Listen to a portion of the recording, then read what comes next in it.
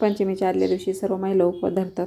ज्यांना भाऊ आहे ते भावासाठी धरतात किंवा ज्यांना भाऊ नाही ते नागदेवतेला भाऊ म्हणून उपवास धरतात. तिथे मी खिचडी बनवली आणि झिरगं बनवलं.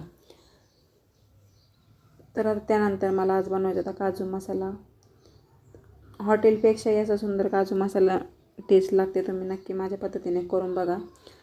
तर इथे एक कढई ठेवली, त्यामध्ये तेल टाकलं आणि काजू आपले आधी तळून घ्यायचे. गिरवीसाठी मी कांदा आणि टोमॅटो आणि थोडेसे काजू आधी उकडून घ्यायचे. ते काय दाखवले नाही मी तुम्हाला, नेक्स्ट टाईम दाखवेल गिरवी कशी बनवली मी. एवढी छान भाजी झाली होती ना, खूप मस्त झाली होती. थोडीसुद्धा उरली नव्हती. दोघांसाठीच बनवली होती मी. खूप छान झाली ती. अशा पद्धतीने नक्की करून बघा तुम्ही.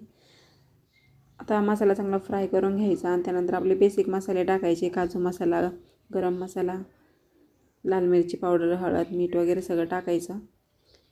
बघू शकता किती छान असा कलर आलेला आहे भाजीला. बघताच क्षणी असं वाटतं लगेच जेवायला बसावं.